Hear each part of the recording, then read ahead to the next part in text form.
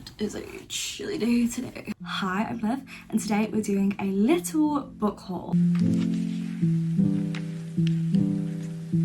So I've actually got some physical books and some Kindle books to talk about that I recently bought, and I just want to chat about books I've recently purchased. I was on a book buying ban. I keep saying this all the time. I was on a book buying ban.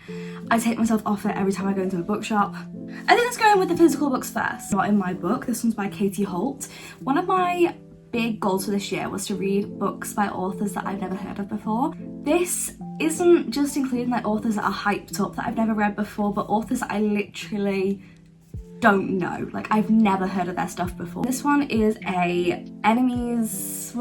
it's like rivals to lovers, and it's a workplace forced proximity. We have got these two characters. We've got Rosie and we've got Aidan. So Rosie is a romance writer, and she's in this class. It's like a writing workshop, and she's in there with her arch nemesis, Aidan. Aidan is a literary fiction writer who has no desire for romance, and he hates it. So these two are rivals and they can't stand each other. The professor gives them an ultimatum. So they either leave her class or they can co-write a novel which blends their two genders together with literary fiction and romance. They write this book and it's like a steamy book that they end up writing together. A career-changing opportunity soon reignites their old rivalry, and their once-in-a-lifetime love story is once again at risk of being shelved unless they can find a way to end the book on their own terms. Really love the idea of this book, and I really do enjoy rivals to lovers. Like, I feel like it's a very niche trope in my opinion. Like, I don't see it often, and when I do, I usually end up enjoying it.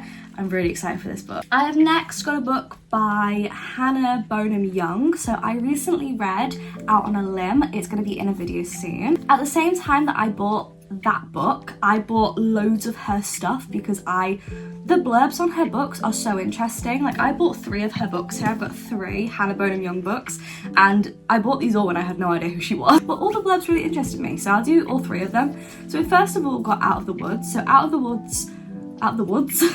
Woods focuses on these two characters who are out on a limb. So these two people are a married couple and they are high school sweethearts. These are called Sarah and Caleb. For 17 years, they've had each other's backs through all of life's ups and downs, and they've been together forever. They're married and they're a good team. But lately, Sarah has begun to wonder who she is without him. She decides to take on a fundraiser in memory of her late mother. She wants nothing more to prove that she doesn't need Caleb's help to succeed. Caleb uninvitedly steps in to save the day when the event fails. The rift that follows unearths a decade of grievances and doubts, and are they truly the same people they were when they first got married at 19? Desperate to save what they knew they once had, Sarah and Caleb join a grueling week-long hiking trip intended to guide couples through rough patches. Can two nature-averse people fight their way out of the woods in order to find their way back to their roots? I'm excited because I loved Sarah and Caleb in Out on a Limb. I thought they were just such good characters, and the idea of like almost a second chance romance, kind of more like saving a marriage, I really enjoyed. I only ever read one other book that was like saving a marriage, and that was King of Greed by Anna Huang, and I really did enjoy it. It was my favourite out of her Kings of Sin series, so I'm really excited for this. And also the pages, it's a special edition. They've got some sprayed edges here, and as you can see, they have trees, it's the woods, and a little campfire, and a little tent. This book is just so adorable. I bought 2 more Hannah Bonham Young books. These are a part of a small series called like the Next series. First of all, we have got Next of Kin, and this is the cover. So this book is about the foster care system. We've got 2 characters. I say that all the time. We've got 2 characters, obviously. We have got Chloe and we have Warren. So Chloe learns that her birth mother has had another baby unexpectedly, and she wants to become the kinship carer, so take custody of her really. She fails to meet social services financial evaluation, and she is faced with a choice: either see her baby sister placed in foster care or participate in a new initiative where 2 prospective guardians join households to qualify being like the guardians of this kid. Warren is a surly mechanics apprentice attempting to get custody of his deaf 15-year-old brother. The moment Warren drives up 30 minutes late, blasting music out of his car, Chloe is convinced that this is a very bad idea. They eventually agree to live together for the sake of their younger sibling. They're more similar than she could have ever imagined. What started as forced proximity, I've just put that word in, it is forced proximity, started as forced begins to feel natural and far less lonely. Chemistry soon intensifies beyond what either of them can stand, but is their mutual attraction worth risking everything they fought for? I just thought a book about the foster care system would have been interesting. Next is Next to You, and this one I wasn't as interested in, but it kind of did the 3 for £7.50 deal they do in the works, so I did end up grabbing it. About a woman called Lane, and she has an identity crisis. Her friends are all partnered up and her career is heading nowhere and she's not happy. And she ends up impulsively buying a giant 48-passenger yellow school bus that she intends to make her home. And she's gonna renovate this bus to be her home, basically. She enlists the help of her friend Matt, and their mutual attraction is undeniable, but they're not gonna go there. He is a total family guy with a settle down with me tattooed across his forehead type personality, and Lane is entirely commitment averse. Matt and Lane silently agree that friendship is the only thing that can ever exist between them. So when Matt offers to help her with the bus and in the bedroom, Lane is sure it can never work. I'm interested in this. It just sounds like friends to lovers maybe, and I love that Hannah Bonham Young, all her books, the characters are so different, like so unique. We've not got the typical characters. So for instance, in this book we've got a woman with tattoos like everywhere, like full sleeves and all over her chest. I love that because usually it's just the guys that have like sleeves and stuff in books. Like it's always romanticized as the guy having it, not the girl. Out on a Limb, when I read that, was about two people who both had disabilities. So we had Win, who had disability with her hand. I don't know what the word is for it. We had Bo, who had had a amputation of his leg. So there are really like different characters in these books, and I like that it's just so, in my opinion, more realistic to the world to have characters that are just diverse. I don't want to keep reading about some like brunette girl and some tall, dark and handsome guy. Like, no, I want diversity. I want realistic characters in like romances, because they're almost meant to be kind of realistic in a way. Next, I have got a new release that I was so excited for. This is an Ashley Winstead book, which I love Ashley Winstead books. Like, I've given all 3 of them, I think, 5 stars. Like all 3 of them, all 2 of them that I've read. And this one is this book called Bury Me. So this book, instantly, when I saw it was Ashley Winstead, I bought it anyway. I didn't even look at the blurb. But this one is a murder book. We've got our female character, and she is called Jane. Her father dies and is very unexpected and sudden. And she ends up finding comfort in therealcrimenetwork.com, where she befriends. Oh my god, that is embarrassing. She befriends 4 amateur sleuths from across the country. The group ends up researching into murders, and they come across a case in which 3 college students are viciously stabbed to death at random. The entire online sleuth community is set ablaze, and Jane and her team decide to take their investigation into the real world, travel into this small town to find answers, only to discover that the truth is more shocking than any of their previous cases. So it's kind of like a murder mystery in a way, and definitely like a discovering and like detective sort of book. That is the type of books that I've read from her before. I don't know if that's all she ever does, but I love it. So books I've read from her before are In My Dreams I Hold a Knife. I adore that book so much. And again, it was like a mystery book and like a whodunit. And I also read The Last Housewife, which was brilliant, and it was a cult book. Like, oh my god, I loved it so much. I'm really excited for this. This is a bit of a thicker book as well. Like, usually her books are very thin. Like, we're past 400 pages in this book, whereas her books usually only gets like 350 pages. So I'm very excited to get more of Ashley Winstead's writing. I love her writing so much. I'm a big fan, basically, okay guys? I'm a big fan. I have another book that is actually quite thick, and I didn't even notice how thick this was until literally now. It's like over 500 pages. Damn. Where Sleeping Girls Lie. I am so excited for this book. The size of the book kind of intimidates me, but this book is I'd say like a YA sort of mystery book, a bit of a thriller, but it's set in a boarding school. So we've got a female main character, Sade. She's the new girl at this academy school. It's a boarding school, and she has no idea what to expect from her mysterious new boarding school. She didn't imagine her roommate going missing on her first night there, or for people to think that Sade had something to do with it. Everyone's talking about her, including the unholy trinity, the 3 most popular girls at school. and then a student is found dead. It's clear there's more to Alfred Noble Academy and its students than Sade could ever imagine, but secrets lurk around every corner. Secrets that even rival her own. I love a Dark Academia book. I didn't even know it was Dark Academia, but I'm really excited now because I love those types of books, and I love books that are set in schools. I've not read many of them that have like thrillers in schools. I'm really excited for this book. Although I've seen there's some like text message chains in here, that's exciting. But I do like the look of this book. I'm very interested. I've never read anything from this author before. I'm not sure how to pronounce her name, so I will put the book up now.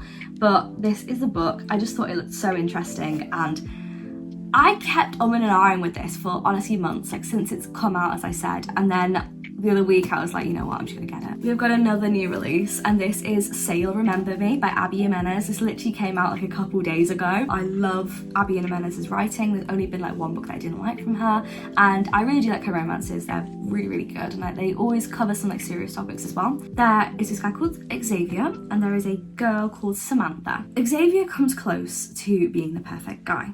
He is a veterinarian, giving Greek god vibes, all whilst cuddling a tiny kitten. He opens his mouth and it proves that even sculpted gods can say the absolute wrong thing. There's nothing Samantha loves more than proving an asshole wrong. Unless he can admit that he made a mistake.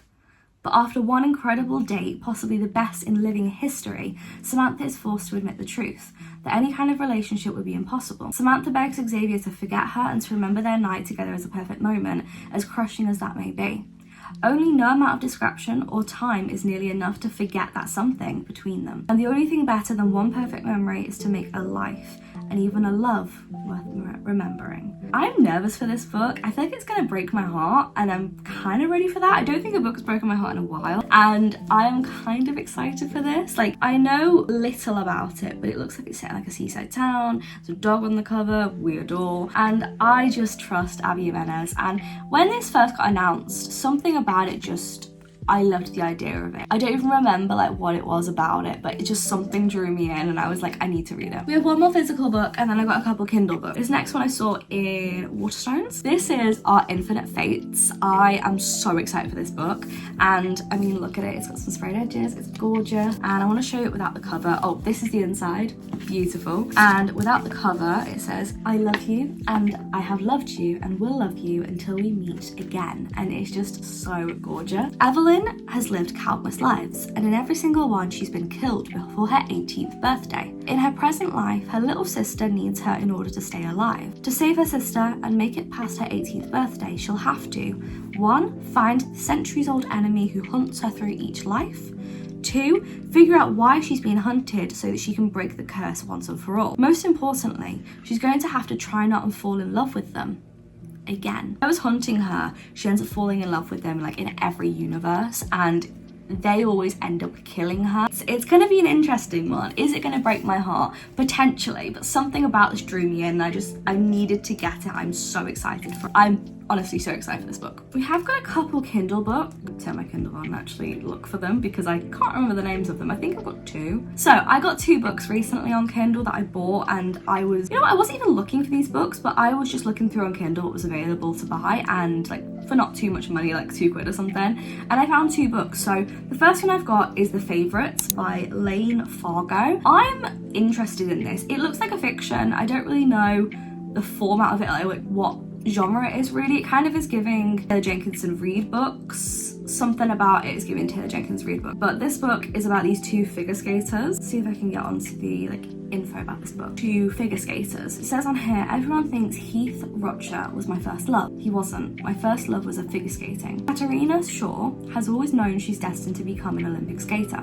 When she meets Heath, a lonely kid stuck in the foster care system, their instant connection makes them a formidable duo on the ice. Clinging to skating and to each other to escape their turbulent lives, Kat and Heath go from childhood sweethearts to champion ice dancers, captivating fans with their scorching chemistry, rebellious style, and rollercoaster relationship. Until the Olympic Games, as the world holds its breath, a shocking incident instantly destroys their partnership. 10 years later, an unauthorized tell-all documentary reignites the public's obsession with Shaw and Roger. Kat wants to own her story. She must break her silence.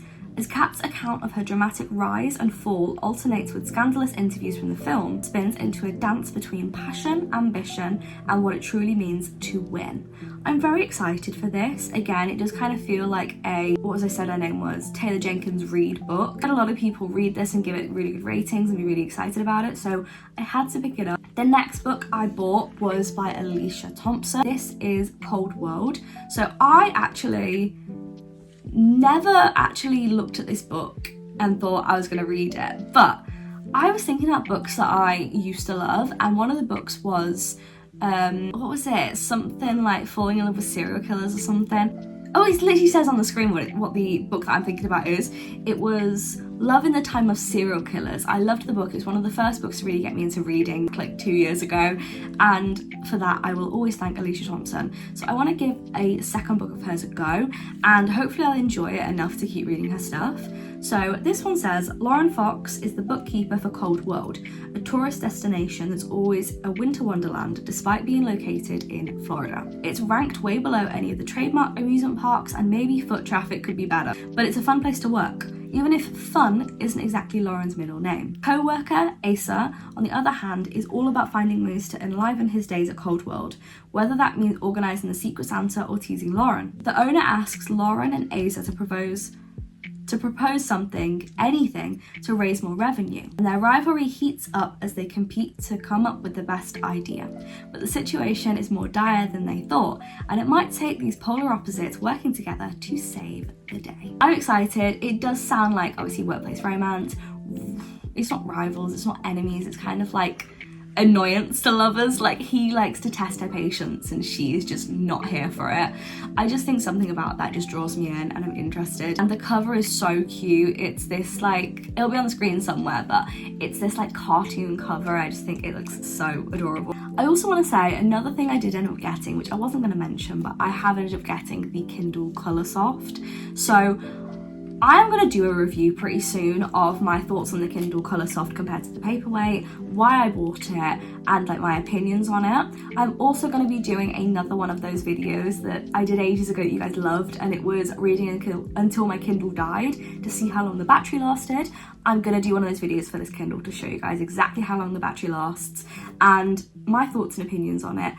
I personally love the Kindle, but the battery life, I'm not sure yet about it, and I don't really know. So this video is going to be like a real interesting one for me as well as you guys. But yeah, I'm going to be talking about that at some point, so I just wanted to let you guys know, in case you've noticed in my videos I've got a coloured Kindle, you may have thought, what's going on? I'm going to be giving a full honest opinion, and you know it's going to be honest because I always bloody am. Literally, I'm always brutally honest about books. If I think they're crap, they're crap, and if I think something's like decent and it is, I will tell you. Thank you guys for watching. I'll see you guys soon with another video. I will see you on Thursday. Follow me on my socials. Instagram is always linked at the end of my videos, and in the description down below there is my Goodreads, my Instagram, and my Amazon wishlist. Everything there if you want to send me anything, and all the information there available if you need anything. Yes, I'll see you guys soon, and I'm gonna stop rambling now. Bye!